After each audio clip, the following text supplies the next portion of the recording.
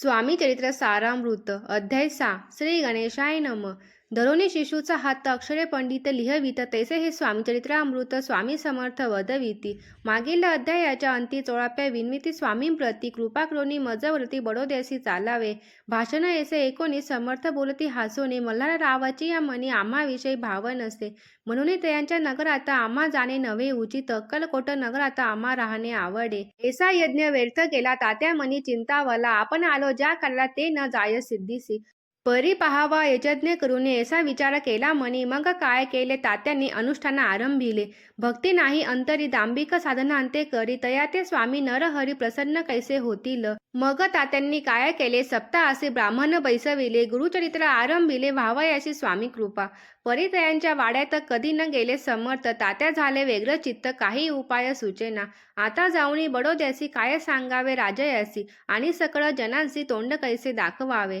कसा उपाय करून न होती स्वामी प्रसन्न आता एक युक्ती योजून द्यावे पळवून यतीसी असो कोण एके दिवशी साधोनी योग्य समयासी मेन्यात घालून स्वामीसी तात्यासाहेब निघाले कडप गावचा मार्ग धरिला अर्धा मार्गी मेना आला अंतरसाक्षी समर्थाला गोष्ट विदित झाली मेन्यातून उतरले मागुती अक्कलकोटी आले ऐसे बहुत वेळा घडले हाही उपाय खुंटला मग पुढे राजवाड्यात जाऊन या राहिले समर्थ तेव्हा उपाय खुंटत टेकिले हात तात्यांनी मग अपयशा ते घेऊन बडोद्यासी आले परतोनी समर्थ कृपा भक्ती वाचोनी अन्य उपाय न होय परी मल्हारराव नृपती प्रयत्न आरंभित पुढती सर्वंत्रासी विचारिती कोण जाते स्वामींकडे तेव्हा मराठा उमराव यशवंत तयांचे नाव नृप कार्याची धवनी हाव आपण पुढे जाहला तो येऊनी अक्कलकोटी घेतली समर्थांची भेटी वस्त्रे अलंकार सुवर्ण ताटी स्वामींपुढे ठेवीत ती पाहुनी समर्थाला तेव्हा अनिवार्य क्रोध आला यशवंता पाहुनी डोळा काय तेव्हा बोलले